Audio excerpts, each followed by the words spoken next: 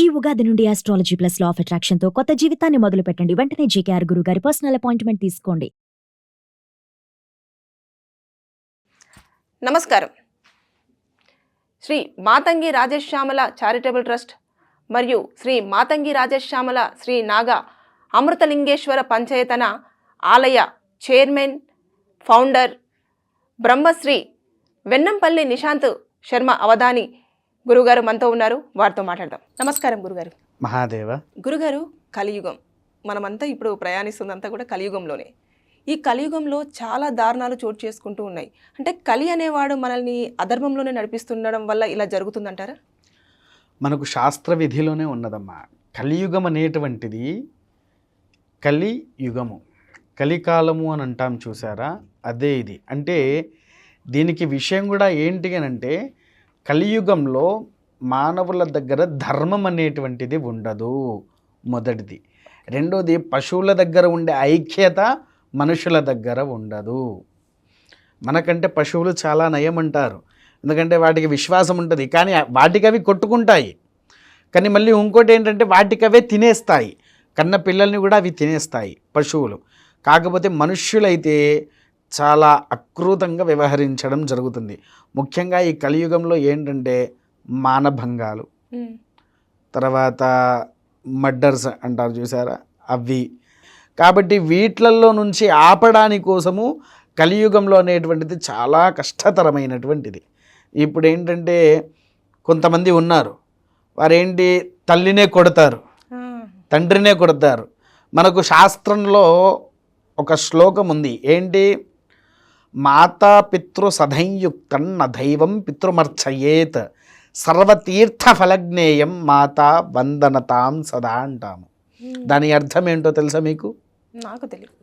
మాతాపితృ సధంయుక్తం, తల్లి తండ్రి నేను కొలిచే దైవాలతో సమానం.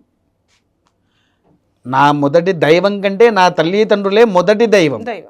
అందుకే మనకు గణపతి గారు కైలాసంలో వివాహం ఆచరించడానికి కోసం చూసినప్పుడు సుబ్రహ్మణ్యేశ్వరుడు మయూరవాహనం మీద భూమండలం ప్రదక్షిణ చేయడానికి కోసం వెళ్తాడు. కానీ గణపతి అక్కడే ఉండి, నాకు తల్లిదండ్రులకు మించిన లోకం లేదు, తల్లిదండ్రుల తర్వాతనే నాకేదైనా, తల్లిదండ్రుల తర్వాతనే భూమాత అయినా అని చెప్పేసేసి ఆయన ముందే 3 ప్రదక్షిణాలు చేస్తారు. అవునా? అవును. ఆ 3 ప్రదక్షిణాలు చేస్తున్నప్పుడు వారికి ఇదొకటి విషయం.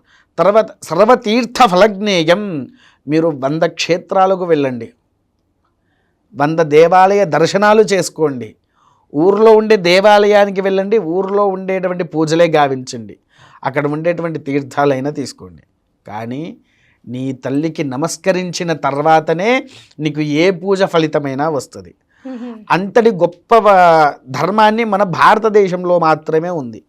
కానీ మన భారతదేశం కలియుగమే కదా అని చెప్పేసేసి మనుషులు ఇష్టారాజ్యం కింద ప్రవర్తించడానికి లేదు కదా. లేదు. అంటే ఎంతో గొప్ప శ్లోకాలు, స్త్రీని మనము తల్లితో సమానంగా చూడాలి అని ఎన్నో శాస్త్రాలు వెల్లడించింది. సాక్షాత్కారి అయినటువంటి అమ్మవారు కూడా సత్స్వరూపంలో మనకు అదే చెప్పారు. పంచయజ్ఞ ప్రియాదేవి, 5 యజ్ఞాలు ఎవరైతే ఆచరిస్తారో నేను వాళ్ళ వెంట ఉంటా అంటారు. కానీ ఇప్పుడు దొంగతనాలు, దోపిడీలు, మానభంగాలు, మర్డర్లు అవి చాలా విపరీతంగా అకృత్యంగా జరుగుతూనే ఉన్నాయి. అంటే మనుషుల ఆధీనంలో లేకుండానే జరిగిపోతూ ఉంటుందంటారా? కలియుగం మనిషి ఆధీనంకి, వాడు ఎంతసేపు చెడ్డ వ్యవస్థలో నడవాలనే కలిపురుషుడి యొక్క ఆజ్ఞ వాడి యొక్క శరీరంలోకి చేరిపోతుంది. ఎందుకంటే కలిపురుషుడికి అదొక శాపం. ఓకే. కలియుగంలో అధర్మం మొదలు అధర్మంగా వస్తుంది. రెండవది ధర్మం విజయం సాధిస్తుంది. ఓకే. మొదలు అధర్మం ఎంత ప్రేరేపితంగా ఎంత పైకి వెళ్తాదో అంత పైకి వెళ్తుంది. కానీ అధర్మానికి ఇంకోటి ఉన్నది, ధర్మం. అది ఎప్పుడైతే బయటికి వచ్చిందో వాడి పరిస్థితి ఏంటి, ఏమైందప్పుడు? నాశనం అయిపోయింది, కుక్క చింపిన విస్తార లెక్క అయిపోతుంది. ఆ ధర్మము కాస్తంత సమయం తీసుకుంటుంది అంతే తప్ప మొదలు అధర్మానికి గెలుపు వస్తుంది, రాదు అని నేను చెప్పను. కానీ ఆ అధర్మము మళ్ళీ ఒకేసారి విచ్ఛిన్నమైపోతుంది ఎప్పుడు ధర్మం బయటకు వచ్చినప్పుడు. మనకు కలియుగంలో 3 ఉన్నాయి. ఒకటి కలిపురుషుడు మన శరీరంలోకి ఆహ్వానించడం, అధర్మాన్ని పెంచడం రెండోది. మూడవది కంటికి కనిపించకుండా ఉంటుంది ధర్మం. ఉమ్. అందుకోసమే చూడండి చాలా న్యాయ వ్యవస్థలో న్యాయదేవతకి కళ్ళు గంతలు కట్టుంటాయి. గంతలు కట్టే ఉంటారు. ఎందుకంటే అధర్మం మొదలు పెరుగుతూ ఉంటుంది, ధర్మం అనేది చాలా తక్కువగా జరుగుతుంది. అందుకోసమే ఆ తల్లికి కళ్ళకు అది వేసి ఉంచుతారు ఉమ్. కోర్ట్స్లలో. ఓకే, ఇప్పుడు కలిపురుషుడు అని మీరు అన్నారు కదా, ఆయన అంటే మనకు ఆ థాట్ వచ్చినప్పుడు మనలోకి వస్తారా, లేకపోతే ఆ థాట్ రాకముందే చూజ్ చేసుకొని ఇప్పుడు ఒక పర్సన్ మర్డర్ చేశా మనిషిని ఎంచుకుంటారమ్మా. మనిషిని ఎంచుకొని వీడి ద్వారా నాకు కొన్ని పనులు అవుతున్నాయి అంటే కలికి కావాల్సినది అధర్మం. అధర్మ లక్షణాలు ఎవరి దగ్గర ఉన్నాయి అంటే వీటిల్లో ఏంటి అంటే కొన్ని రాక్షస గణాల్లో పుట్టిన వాళ్ళు ఉంటారు. ఓకే, జాతకరీత్యా రాక్షస గణాలు అని ఉంటాయి. మీరు వినే ఉంటారు, దేవగణము, రాక్షస గణము, పితృగణము ఇలా ఉంటాయి చూసారా. అందులో రాక్షస గణంలో ఉండేవాడు ఎవడో ఎంచుకుంటాడు, వాడితో ఏం చేయాలో అది చేస్తారు.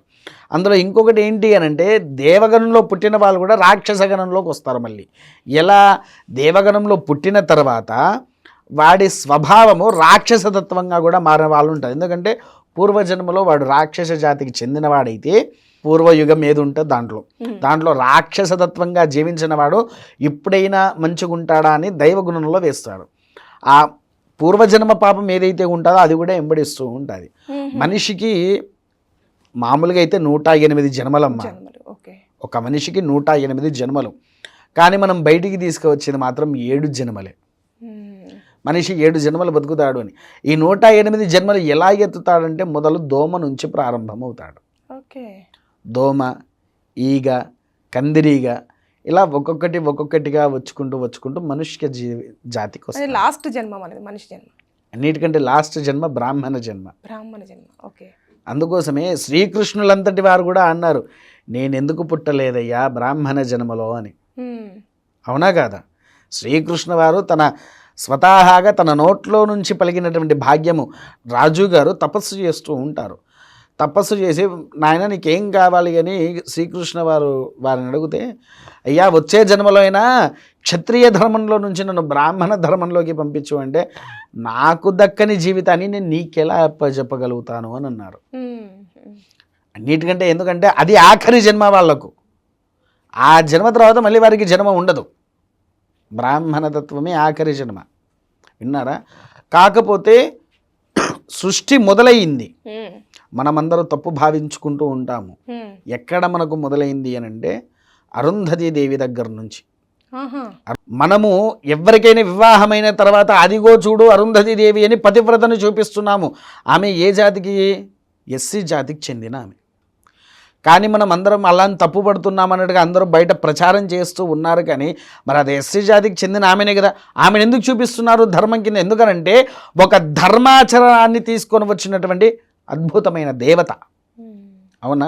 ఒక ఎస్సీ జాతిలో జన్మించిన ఆమె మనకు ఇప్పుడు లోక దేవత కింద చూపిస్తున్నాము.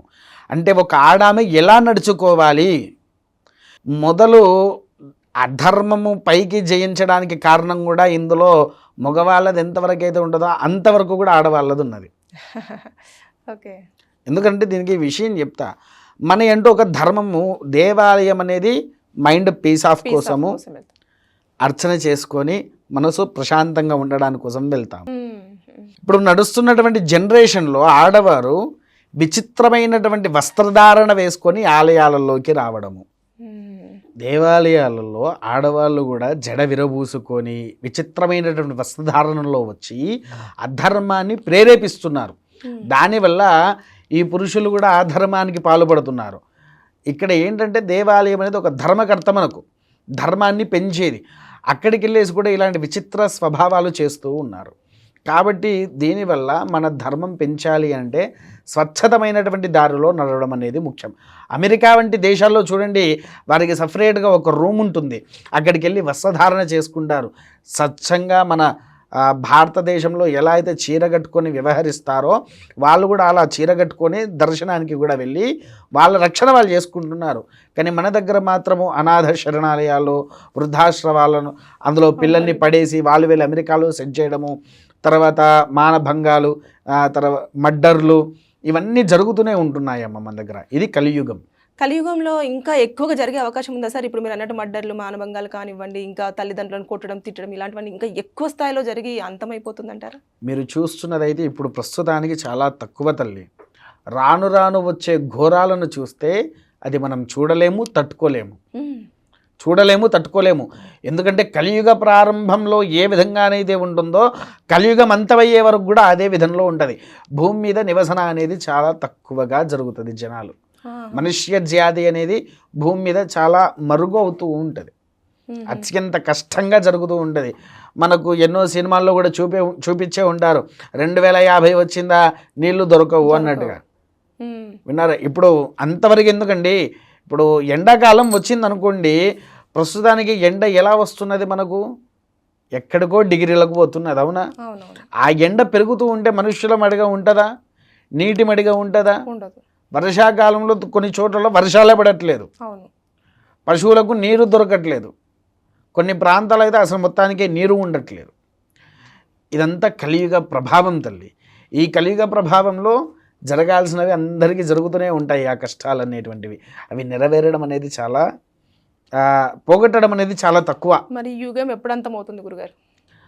శాస్త్ర ప్రకారంగా చూసుకుంటే అమ్మ, కలియుగం అనేటువంటిది 5000 సంవత్సరాలు అని అన్నారు.